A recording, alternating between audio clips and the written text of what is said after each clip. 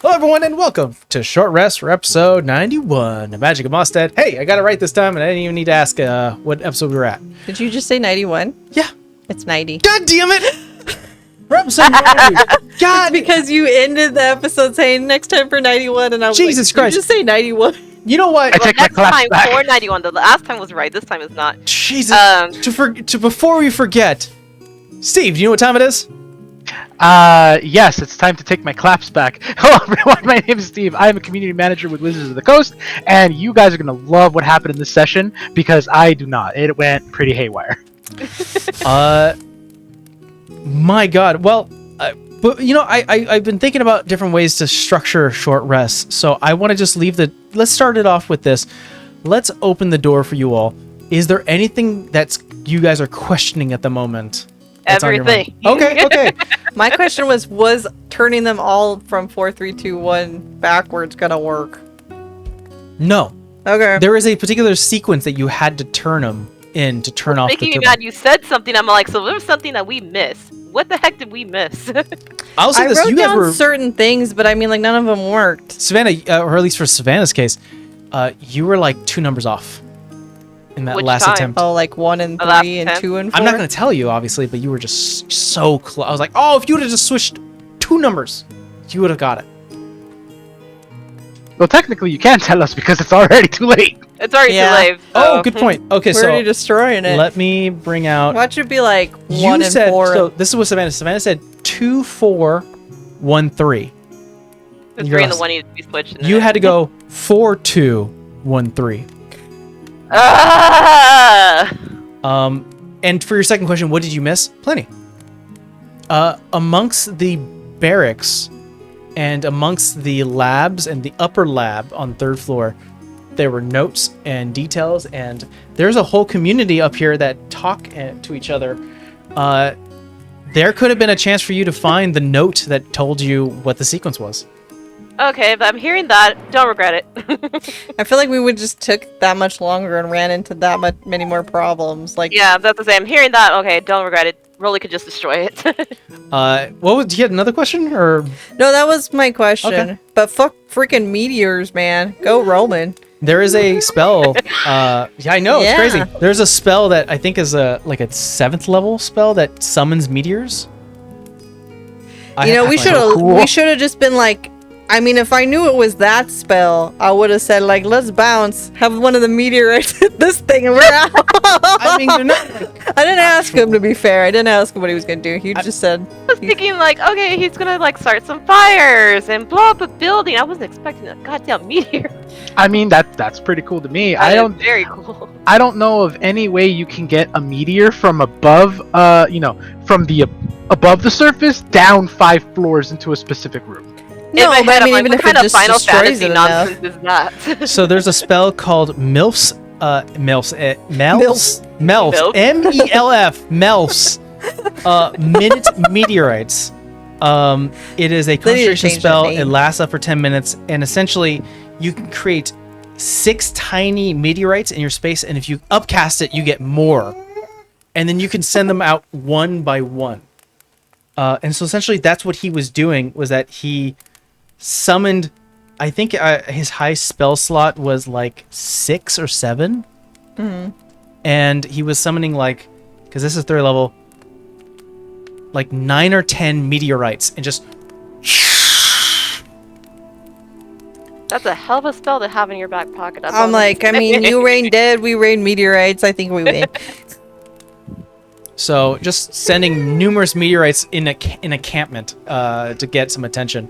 I think he wants. He essentially casted okay, he wants mama.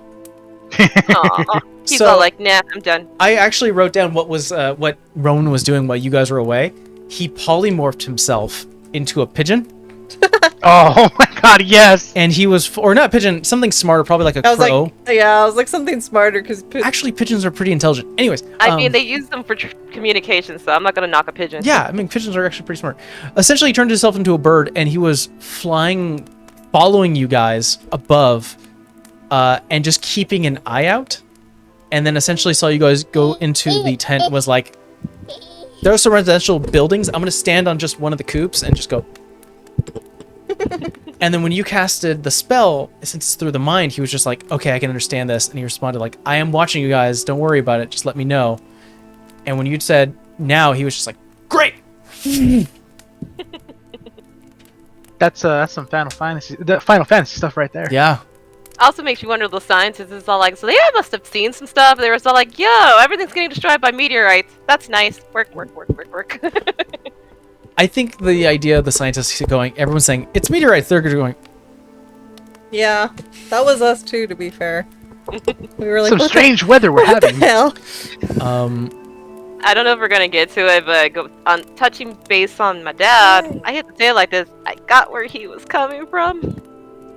Which is why I got to the point where I'm like, I'm not gonna fight this man on the city anymore. Traitor. what is your thoughts on what you found? So I will give us a quick summary. So you obviously read like the notes of pretty much Blake's a little descent into madness. Or Yeah. truth. Who knows? She mentioned that one of her passages was letters, words, paragraph, pages, chapters, books, set, shelves, libraries, archives. That's all it is ideas that come with structure in the world. The world has a set number of rules, and in order to do this, we can bend these rules and we can free ourselves. Also mentioning previous before the death of Oliver that she already recognized that Oliver was a liability. He was kind of obsessed with you guys to sort of prove his worth. And lastly, that they're still looking for the Dreamer, but once they find him, he will tell them where they need to go. The last line, which I wanted to make as eerie as possible to give you guys an image, read, a flashing black line, an endless white void, and a pyramid pointing towards its intent. And that the story will end and they will ensure that they are free from it. Just sounds like they're all gonna drink the Kool-Aid at the right It's time. right. They're going to be free of it and become one with Here, nothing. Mike. You take the once the mic.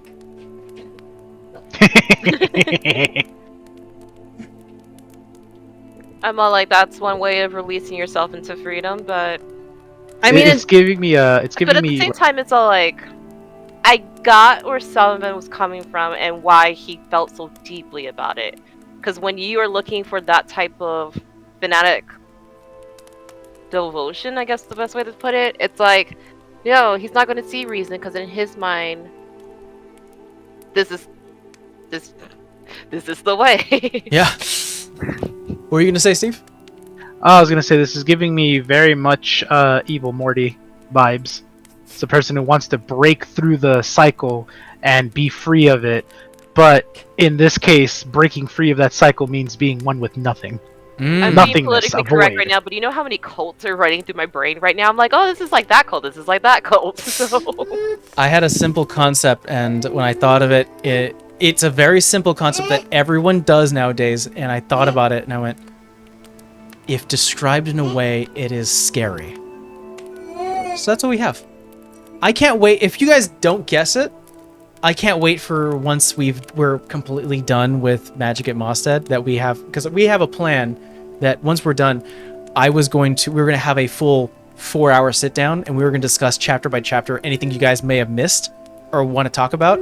I can't wait to reveal this part. This part's spicy. So, unlike the Chimera, Oof. Savannah dies. Yay! Oh, Good. upset I'm Caleb. free. speaking of which, Savannah, I need Temple. Can you just roll me a d20? no. I That will is 16. Okay, I'll mark that down. I will say I feel like while Help Vera us out. understood Sav's dad, she was like, I don't think you've been privy to all the bad of trying to accomplish your goal. You've only been privy to what has been in your eyes view, so to speak. So even if you're Which is more reason why I'm like, I'm not gonna fight him anymore on this. This is like, okay, if you are so deep in your belief, you stop. You're going to get your way because we're going to fail if you truly believe that. That's where I came with that logic. I ended up differently. Yeah. I fully believe he's a lost cause. Yeah, he's just in like I'm in the middle with brainwashed that. enslavement right now. That's why Now he's we a have lost the cause. full range of humanity here. Yeah, well, because when like Sav was talking to him, I think I was just listening because I was like, if he does not take his daughter's words seriously, I think Vera will write him off as a lost cause. But since, you know, fate, she rolled a natural 20 and he sort of listened, not really, but like it bought us enough time to I was more maybe insulted by that 3 days, not gonna lie. maybe change his mind. She's on the fence of like, there's a potential to maybe save him. I think that's what Savannah wants to do, but I think here's Vera's the real on the thing. edge of like, he could pull the switch on us, and if I have to choose, then it's gonna So be a here's tough the- decision. So this is why I won't write it off. If he really felt that way and he was like a true lost cause, he would have tried to kill us already. He's trying to save me. Save me Yeah. in his mind. That's why I'm all like, okay, so it's not that you're bad, you are just brainwashed. As far as you're aware, his bending of his rules of the cause is to show you, Savannah, specifically, like, you will be like this. There's more. You got to understand that there's more to it, and we're trying to save everyone. And his hope was that the information that Blake had would sway you. And obviously, you guys know enough to know that there's more to it, and there's more sinister thoughts to it. There's No, more now I think sinister Olivia's- connotations to like. I think Olivia's now more insane. It's like, okay, so you drunk the Kool-Aid and that's how this all started. Yeah, there's a lot more implications here beyond just, hey, we're gonna be free if we just break this cycle. Not really putting thought into what is the cycle and what happens when you're outside the cycle, what it takes to destroy the cycle, and what it means. I feel like though that's like a running theme with the Blakes though. It's like, how much can I be in control? Like how much? Because they've always twisted life, so it's like, oh, I'm undead, whatever. I'm gonna live for forever. I'm gonna control what's is it out more in about the... control versus legacy? Because that's what it really felt like. It wasn't so much as like, oh, we're not in control of the situation. It's like, no one remembers us. We have things to be remembered for. No, they are remembered, but like their parents told them not to go back into like their history and be like, let's not be remembered for that. And they chose, and they were like, that's not negative. I'm gonna take that part.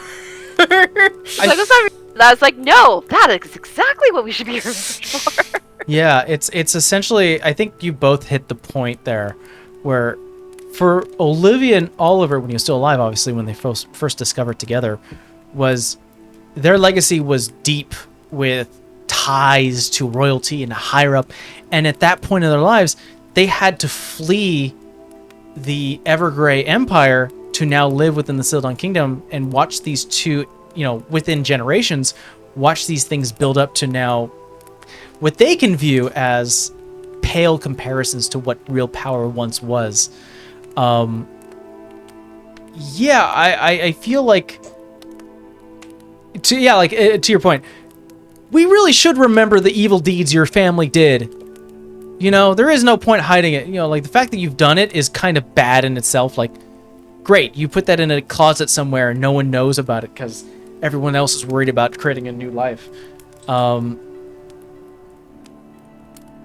Yeah, it's a little bit of both. It's a little bit of them holding on to the legacy of what their family once had and drinking the Kool-Aid. But you guys don't know. It could be the Kool-Aid, it might be truth. It's you've learned about the dreamer as such. I think that's fine, but I mean, like, even in character, I was like, are you willing to bet your life on it and everybody else's life too? Because I'm not. Like, I'm not willing to make that bet, given what she's done thus far to make that happen. Like, it's not been anything selfless at all. I think. And also, go on. what's still not clear is we're breaking the bonds of what? And that's still not exactly clear. I'm So trying it's to just see. like, How do I put this gently? We're breaking the bonds of reality itself. I think I've been very careful in my writing. Only leaving clues as much as I can, but I don't think that Blake's Sonovan or even Evergrey have given this force a name yet.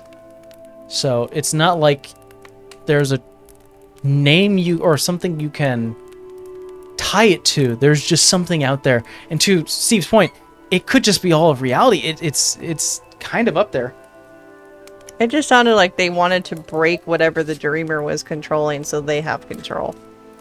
Like, sever that tie. But... Oh, I actually have to clarify one thing. It's not the Dreamer's control.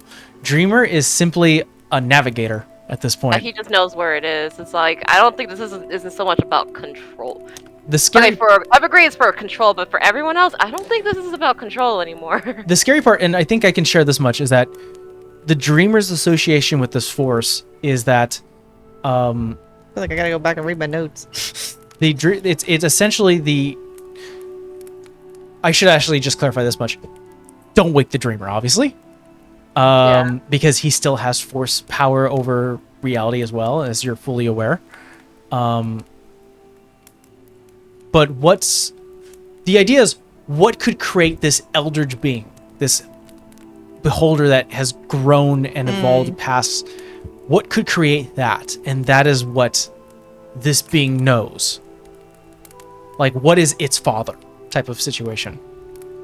Essentially, because when beholders dream, they create other beholders. I'm using that metaphorically. Like, what is the dreamer's father? You know, that's what Evergrey's after. Anyways, I think, unless you have any other questions, I think that's what we're going to call it a short rest. So much religious fanaticism in my brain right now. I pulled deep, guys. Pulled deep. All right, well, that's going to be it for today's episode of Short Rest for episode 90. Got it right. We will see you guys next time. Bye.